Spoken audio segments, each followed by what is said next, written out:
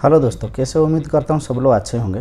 आज का जो टॉपिक है, एक दोस्त एक मेरा व्यूअर्स जो है सब्सक्राइबर, उनका कमेंट्स था कि उनको कल जो 30 तारीख है उनको इंटरव्यू है और इंटरव्यू में उससे पहले उनको ये मालूम होना चाहिए कि ईएलसीबी और आरसीसीबी ये दोनों में क्या अंतर है, ये दोनों क्या काम करता है, किसके लिए ये दोनों को यूज करता है। सही है। तो देखिए, ये एक सीधी बात है कि दोनों इलेक्ट्रिकल ब्रेकर है और आरसीसीबी, इसमें क्या फ़र्क है। देखिए, ये दोनों ही हमारा जो इलेक्ट्रिकल डिवाइस होता है, सामने जो मोटर होगा या आपका वाटर हीटर होगा या जो आयरन होगा, जो भी आप लोड में यूज करते हैं, उसको प्रोटेक्शन देने का काम है दोनों का है। लेकिन तरीका अलग अलग है, दोनों एक ही चीज़ नहीं है, दोनों सेम काम नहीं करता है। ईएलसीबी हमारा होता है अर्थ ईएलसीबी मतलब अर्थ लीकेज सर्किट ब्रेकर। अर्थ लीकेज सर्किट ब्रेकर में क्या होता है कि आपका जो जैसे मोटर में आपका ज़्यादा लोड ले रहा है, तो वो आपको ओवरलोड लेने पे ईएलसीबी आपको ट्रिप नहीं करेगा।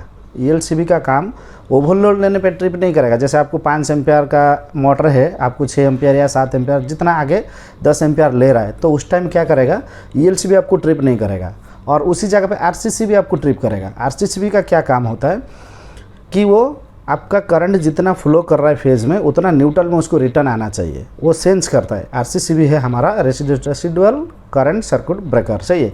आरसीसीबी इसका काम यही होता है कि वो जितना करंट दे रहा है, फेज में फ्लो कर रहा है, उतना उसको न्यूट्रल आना चाहिए। मतलब बैलेंसिंग करके, सेम बैलेंसिंग करके करंट सप्लाई होगा तो वो बराबर काम करेगा। ऑन बैलेंसिंग हो गया, करंट एम्पेयर ज़्यादा ले लिया आपका जो डिवाइस है, तो ये क्या करेगा, उसी टाइम ओवरलोड का हिसाब से ट्रिप करेगा। लेकिन ईएलसीबी इधर ट्रिप नहीं करता है। ईएलसीबी क्या करता है, जब एर्थ लीकेज होता है, जैसे आपका मोटर का साथ एर्थिंग नहीं है, जैसे आपको फेज और आपको न्यूट्रल दिया है, मोटर चल रहा है, उसमें जितना ज़्यादा एम्पेयर लेगा वो उतना में भी वो चलता रहेगा, आगे जाके वो मोटर ख़राब भी हो जाएगा, जल जाएगा, लेकिन ट्रिप नहीं करेगा ईएलसीबी। ईएलसीबी कब ट्रिप करेगा, जब एर्थ वायरिंग उसका साथ होगा। जैसे आपका डीबी से आया ईएलसीबी, आपका एर्थ फिट से आया ईएलसीबी, कोई अर्थ और ईएलसीबी से गया आपका मोटर का बॉडी अर्थ जो बोलता है। बॉडी में आप देखा होगा कि मोटर का ऊपर हमेशा एक अर्थिंग लगा जाता है, उसको बॉडी अर्थ बोलता है। सही है।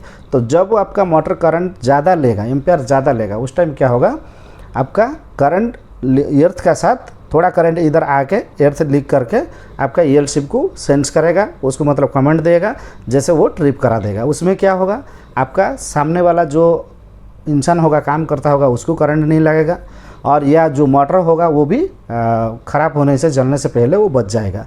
तो ईएलसीबी का यही काम होता है सीधा सीधा। और बाकी आरसीसीबी का जो मैं बताया कि ये ऑन बैलेंसिंग जब करंट होता है तब ये ट्रिप करता है, ओवरलोड में वो ट्रिप करता है। शॉर्ट सर्किट में भी ट्रिप करेगा, क्योंकि शॉर्ट सर्किट हो गया तो आपका करंट ज़्यादा चला गया, जितना जा रहा है उतना तो रिटर्न नहीं आ रहा है, तो वो उसी टाइम वो काम करेगा। यही होता है फ़र्क आरसीसीबी और ईएलसीबी में। बाकी दोनों का काम यही है कि अपना जो भी डिवाइस है उसको प्रोटेक्ट करने का है और जो भी इंसान काम कर रहा है उसको प्रोटेक्ट करना है, ये मेन थिंग है। सही। आपको इंटरव्यू में पूछा जाएगा तो इतना ही बताइए। देखिए, ज़्यादा नॉलेज, ज़्यादा टेक्निकली समझाएगा तो बहुत बड़ा वीडियो हो जाएगा, पूरा डिटेल उसका अंदर। तो ये टॉपिक आज का सिर्फ यही टॉपिक नहीं है, उसका साथ साथ में मैं और एमसीबी और एमसीसीबी का भी आपको इंटरव्यू में पूछा जाएगा, उसमें भी क्या अंतर है। देखिए, एमसीबी जो है हमारा मिनिएचर सर्किट ब्रेकर है और जो एमसीसीबी है ये हमारा, ये आपको मालूम है, एमसीसीबी बड़ा प्रोजेक्ट में लगता है, कमर्शियल बिल्डिंग में लगता है, हाई वोल्टेज जिधर ज़्यादा बड़ा बड़ा डिवाइस होता है वहाँ लगता है। और जो एमसीबी है छोटा बिल्डिंग, प्राइवेट बिल्डिंग, मतलब बोलेगा तो डोमेस्टिक यूज़ में, जैसे आपका घर में एक डीबी हो गया, उसमें आपका एमसीसीबी आएगा, उसमें इतना बड़ा एमसीसीबी नहीं आएगा। और एमसीसीबी हमारा 1 एम्पियर से लेकर हमारा 63 एम्पियर तक स्टैंडर्ड रहता है।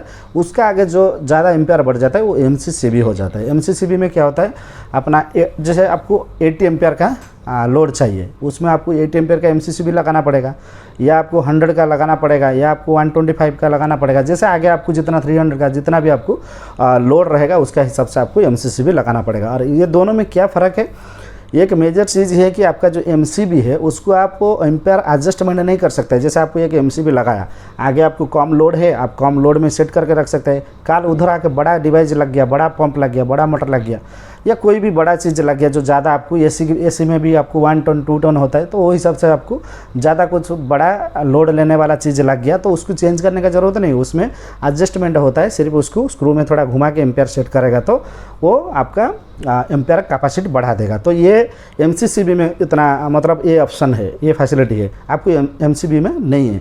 तो आपको पूछा जाएगा तो यही बात आप उनको बताने का, जैसे उनको पता चलेगा कि आप प्रोजेक्ट में काम कर रहे हैं और किया है इसी के ऊपर, जैसे आप बात कर सकते हैं। सही है, ये हो गया हमारा MCCB और MCB, ये दोनों ओवरलोड प्रोटेक्शन में और शॉर्ट सर्किट में काम करता है। ये बात भी बताने का कि ये हमारा ओवरलोड प्रोटेक्शन करता है, ट्रिप करता है ओवरलोड में और हमारा डिवाइस को प्रोटेक्ट करता है। सही है, ये हो गया आपका MCB और MCCB। उसका बाद में MPCB आप सुना होगा, एक चीज़ है हमारा MPCB। MPCB क्या है? MPCB हमारा आप उसका नाम से आपको पता चल जाएगा कि मोटर प्रोटेक्शन सर्किट ब्रेकर।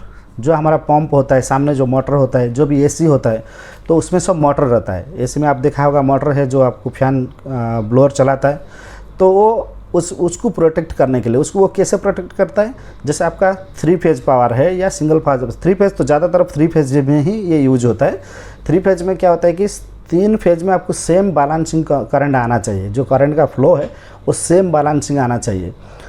किसी में कम हो गया, किसी में ज़्यादा हो गया तो आपको ये ट्रिप कराता है। मतलब उसका बोलने का है कि जो हमारा डिवाइस है उसको बराबर जितना वोल्टेज और करंट चाहिए उतना सेम हमको बैलेंसिंग करके हमारा 3 फेज में इक्वल आना चाहिए। उसमें कोई भी फेज में आपको डाउन हो गया, थोड़ा कम हो गया और किसी में हाई हो गया, या दोनों सेम चल रहा है, इसमें थोड़ा कम किसी में हो गया, तो उस टाइम हमारा डिवाइस ख़राब हो जाएगा, जिस वजह से ये उसको बचाता है। तो इसका मेन काम यही होता है, तो उस टाइम ये ट्रिप करा लेगा। सही है, तो ये सब अलग अलग चीज़ है और ये सब अलग अलग उसका काम है, लेकिन मेन चीज़ है ये सब हमारा इलेक्ट्रिकल जो हमारा डिवाइस है सबको प्रोटेक्शन करने के लिए ये सब यूज करा जाता है बिल्डिंग में। बस इसमें थोड़ा बहुत इधर उधर उसमें डिफरेंट है, जो डिफरेंट है मैं आप लोगों को बता देता हूँ, वो आपको ये समझना चाहिए। सही है, ये ओवरलोड में काम नहीं करता, ये सिर्फ इसका काम यही है कि MPCB जो होता है हमारा मोटर प्रोटेक्शन सर्किट ब्रेकर, मतलब मोटर में जो फेज़ आ रहा है वो फेज़ हमको बैलेंसिंग करके इक्वल में आना चाहिए। ऑन बैलेंसिंग हो गया, कम ज़्यादा हो गया तो ये ट्रिप करा लेगा, जो भी सामने हमारा डिवाइस होगा उसको वो प्रोटेक्ट देगा। MPCB का यही काम है। सही है, उसका बाद में मैं बताएगा आज आपको RCCB और RCBO। RCCB RCBO क्या है? देखो, RCCB को भी कई जगह पे जो UK से जो डिवाइस जाता है या बाहर कंट्री में जो काम होता है उसमें RCD बोलता है। RCD मतलब रेसिडुअल सर्किट डिवाइस है RCD जो है, और RCCB जो है हमारा वो होता है हमारा रेसिडुअल करंट सर्किट ब्रेकर। सही है, तो ये क्या करता है? RCCB का काम यही होता है कि मैं जो पहले आपको बताया RCCB और ELCB में सेम चीज़, बराबर फेज में जितना करंट जा रहा है उतना करंट आपको न्यूट्रल में वापस आना चाहिए, तभी वो सही काम करेगा। उससे अनबैलेंसिंग हो गया तो वो ट्रिप करेगा। RCCB का मेन काम यही होता है और हमारा जो इलेक्ट्रिकल डिवाइस है उसको प्रोटेक्शन देता है। सही है, उसका बाद में RCBO का बात बोला। RCBO का काम क्या है? ये भी है residual current circuit breaker with overload. इसका काम है, देखिए RCB लगाएगा, आपको साथ में MCB लगाना पड़ेगा। MCB सिंगल पोल हो या आपका जो 2 पोल है, 3 पोल है या 4 पोल है, जो MCB है, MCB लगाने के बाद आपका घर में RCCB लगता है। लेकिन जो RCBO है उसमें MCB लगाने का ज़रूरत नहीं, सिर्फ आपको RCBO लगा देगा तो वो दोनों काम करेगा। क्यों? RCCB क्या होता है कि आपको फेज और करंट का अनबैलेंसिंग में ट्रिप करता है, ओवरलोड में ट्रिप नहीं करता है। इसमें क्या होगा, आपको RCBO में आपको ओवरलोड में भी ट्रिप करेगा और आपका जैसे मैं बताया आपको कि RCBO का काम यही होता है कि ये आपको MCB और RCB ये दोनों का काम करेगा। MCB क्या काम करता है और RCCB क्या काम करता है, ये दोनों का काम करेगा RCBO। सही है, तो ये आपको मालूम होना चाहिए, ऐसा आपको बताना पड़ेगा। ये ओवरलोड और शॉर्ट सर्किट में दोनों काम करता है और हमारा जो डिवाइस है, इंसान है, जो भी आदमी काम करता है उसको प्रोटेक्शन देता है। कुछ भी इधर उधर हो जाता है, अनबैलेंसिंग हो गया, करंट ओवरलोड हो गया तो ये ट्रिप करा लेगा। तो यही था आज का टॉपिक कि MCB, MCCB और MPCB और RCCB और RCBO साथ में मैं बताया कि जो दोस्त हमारा बोला था कि आरसीसीबी और ईएलसीबी में क्या फ़र्क है, वो भी मैं आपको बता दिया। वीडियो को अच्छा से देखो, 2 बार देखो और आपको पूरा समझ आ जाएगा। ये बहुत सारा इंटरव्यू में आपको पूछा जाएगा। कंपलसरी इलेक्ट्रिकल टेक्नीशियन को फैसिलिटी मैनेजमेंट के लिए तो 100% पूछा जाएगा। कंस्ट्रक्शन के लिए भी आपको पूछा जाएगा। कंस्ट्रक्शन में इतना पूछा जाता है एमसीबी और एमसीसीबी में क्या अंतर है, और बाकी ईएलसीबी और आरसीसीबी में क्या अंतर है। लेकिन बाकी एमपीसीबी और आरसीबीओ जो है वो मेंटेनेंस में आपको पूछा जाएगा। लेकिन आपको ये हर बात आपको मालूम होना चाहिए, शायद कोई दूसरा क्लाइंट वो भी पूछ सकता है। तो इसके लिए आपको पूरा काम का पूरा जानकारी होना चाहिए। इसके ऊपर कोई भी ब्रेकर का ऊपर आपको इंटरव्यू आएगा और एमसीबी का आपको ऊपर सेफ्टी डिवाइस होता है हमारा, उसके ऊपर आपको इंटरव्यू में क्वेश्चन आएगा तो आप कभी भी फेल नहीं हो जाएगा। ये वीडियो को आप सेव करके भी रख सकते हैं, या उसमें आप ये वीडियो देखते देखते आपका कोई नोट करो। आप आज वीडियो देख रहे हैं, 2 दिन बाद आप भूल जाएगा, 4 दिन बाद आप भूल जाएगा, आप इंटरव्यू देने का टाइम में आपको याद नहीं आएगा। इसके लिए नोट करके रख लीजिए, नहीं तो सेव करके रख दीजिए। सही है। तो यही था छोटा सा वीडियो में मैं आप लोग को थोड़ा जितना मेरा नॉलेज है उतना अंदर में प्रैक्टिकली इधर काम करने के बाद मुझे ये सब मिला है जानकारी। तो इसके लिए मेरा जो प्रैक्टिकली नॉलेज है मैं आप लोग को थोड़ा थोड़ा शेयर करता हूँ। उसमें थोड़ा बहुत मिस्टेक होगा तो आप लोग एडजस्टमेंट करिए।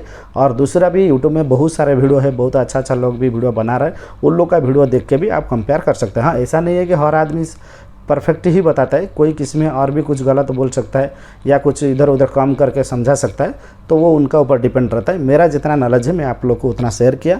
वीडियो कैसा लगा मुझे कमेंट्स करके बताइए। अच्छा लगा तो वीडियो उसको लाइक कीजिए और अपना जितना भी हो सकता है उतना दोस्तों से वीडियो को शेयर कीजिए। Thank you so much.